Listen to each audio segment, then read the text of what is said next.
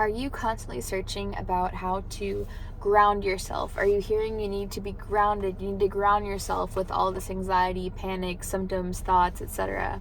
So I want to answer that question for you because I get it a lot. How do I ground myself? How do I center myself? So let's chat about that. But first, if you are not already subscribed to this channel, my name is Emily. I make recovery videos for severe anxiety, agoraphobia, panic, DPDR, triple PD, etc. So make sure that you are subscribed and also like this video for the algorithm.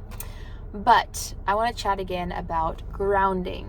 So the first thing that I'm going to say is, for me, when I started recovery, I had a lot of people and therapists and stuff giving me different coping mechanisms, right?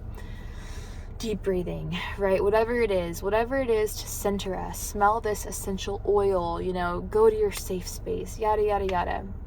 And honestly, what's kind of funny is where I'm at in recovery right now, which is probably like 90%, I'm living a very normal life. I still get stressed like any person, but those techniques are actually helpful to me now.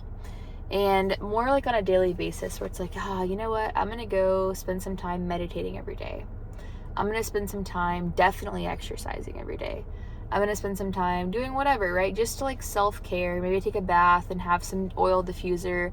Just more of like, I'm going to create a very like peaceful environment around and within myself. But if you're in the anxiety cycle, I highly recommend against this, at least for now, for the foreseeable future. And the reason why is because if you are so reliant on grounding yourself, one, it can prevent normalcy, because say that you get say you find something that works a little bit and you're like, okay, well, if I do Wim Hof breathing for 30 minutes, then I start to feel a little bit better. I don't even know how long you do that, but say, whatever, say like a cold shower. I love cold showering now. I think it's great for your body.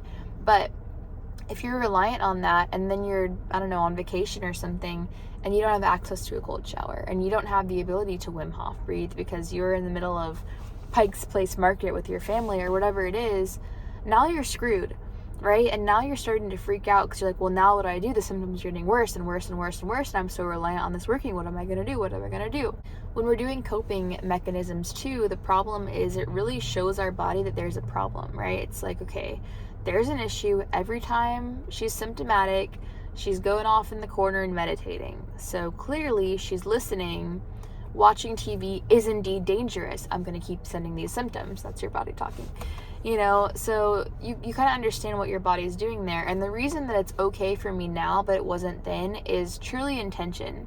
So for me now, I'm like, hey, cold showers, fantastic for your body. I'm going to try to take one every morning.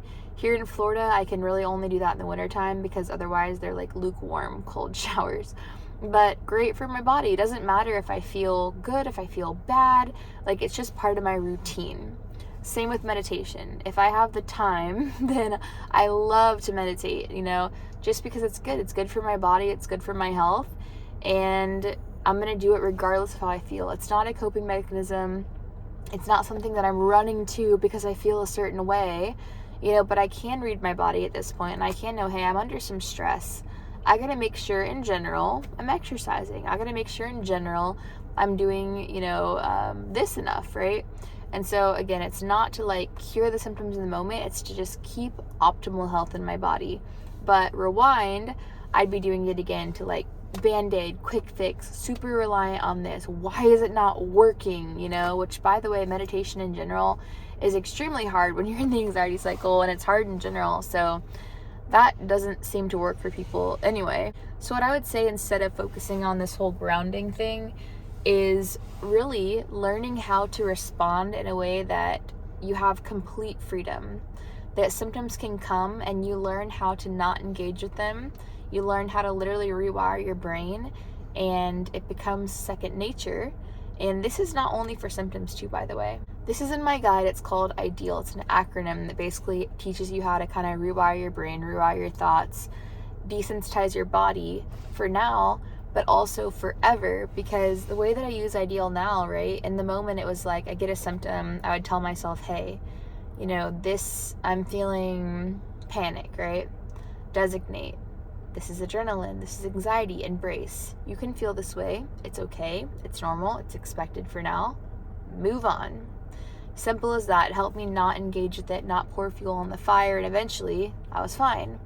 But now it looks like I'm in traffic, I'm running late, I was supposed to be there 30 minutes ago. Is my appointment going to be canceled? And maybe it takes something like a massage. That's a good one, where it's like, I'm losing 30 minutes of my massage right now. Well, you know what? What's done is done. Me getting frustrated will not change traffic, will not rewind time. So move on. It's unproductive.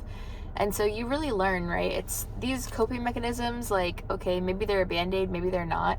But when you look at recovery and heal the correct way, you're healing not just now, but forever. And it is truly life-changing in the best way. So all of this is in my recovery guide, and I just kind of gave you a quick answer on this, but look at my guide. Don't think about grounding and all that kind of stuff. For now, these habits can be very healthy habits. Standing barefoot on the earth, love it, right? I'm a pretty crunchy person, but when it comes to at least phase 1 of anxiety recovery, throw it all away and focus simply on response, because we have to build a foundation or else the house will crumble. So I hope this helps, and be sure to follow along. Make sure that you're subscribed and leave me some comments. I'd love to hear from you.